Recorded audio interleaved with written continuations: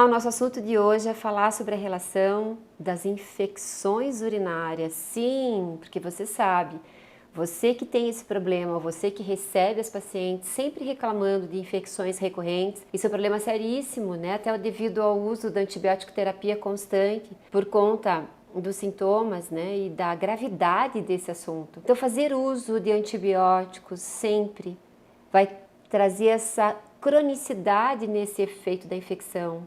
Isso é um problema seríssimo. Então, como prevenir?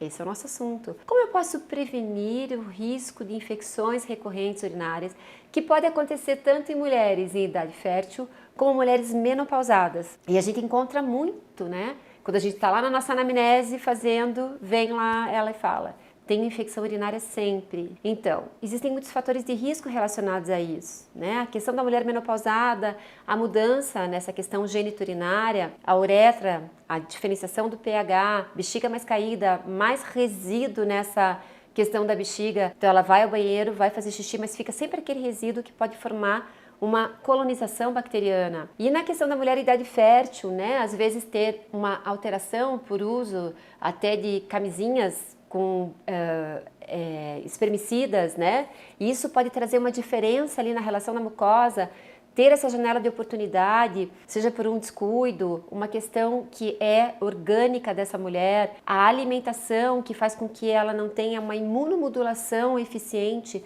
tudo isso pode ser fator de risco em diferentes fases dos ciclos da mulher. Mas o que é muito importante entender?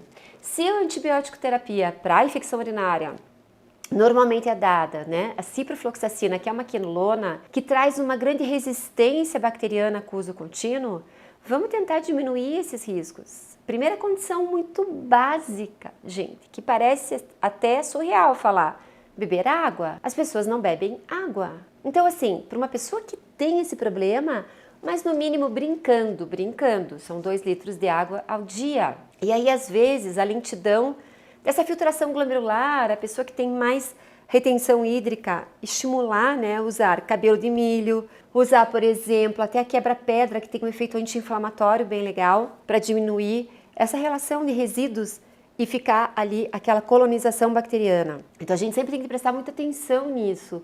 Como que eu posso estimular o efeito diurético? Cavalinha, folha de abacateiro, hibiscos, mas alguns mais específicos, né? Como o cabelo de milho, que é bem legal, e o quebra-pedra.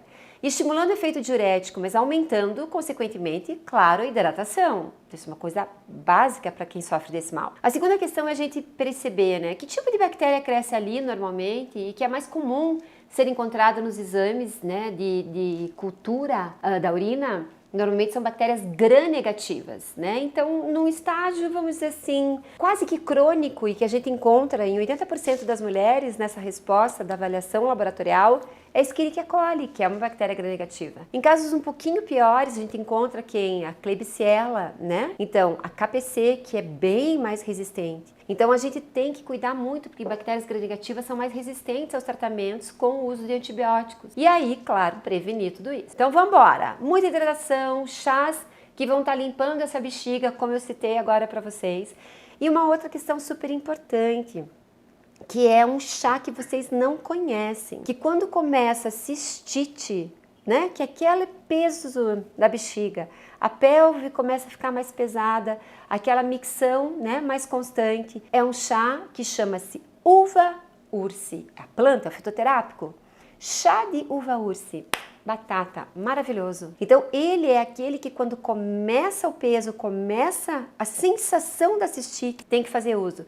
E o que combina muito com a uva ursi para essa relação de desinflamar a mucosa? Unha de gato, uncaratomentosa.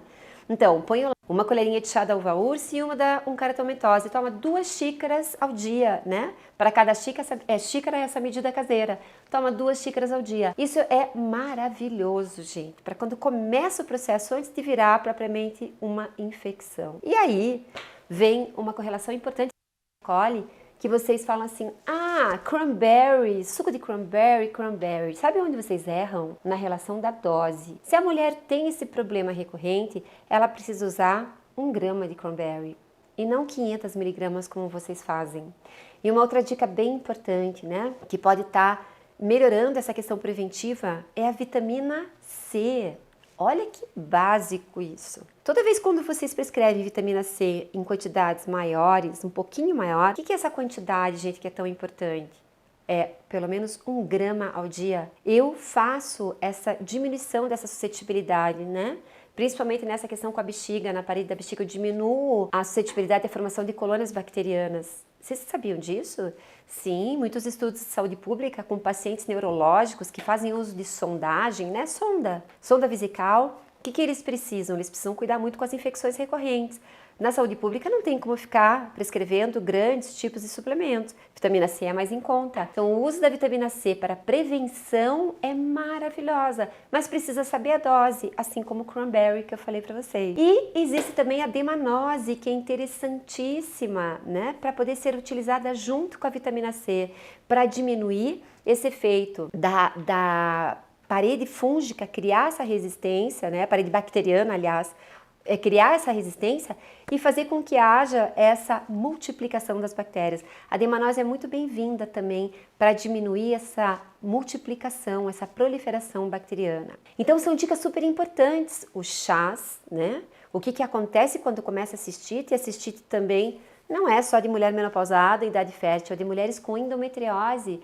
Você que tem endometriose já percebeu quando você tem aquele peso inicial na pelve, começa a fazer xixi de pouquinho em pouquinho? Chama-se cistite intersticial. Isso é importante. Você que vai receber essa paciente com endometriose, saber que ela é uma paciente mais suscetível a cistite e que você tem que prevenir uma futura infecção. Viram como é interessante o raciocínio clínico quando a gente pensa em tudo isso? E quantas coisas vocês aprenderam hoje que vocês podem utilizar na prática clínica para diminuir infecções urinárias recorrentes? É isso aí, gente. Espero que vocês tenham gostado e tem muito mais dicas para vocês aqui no canal. Então, assina aqui e vem comigo.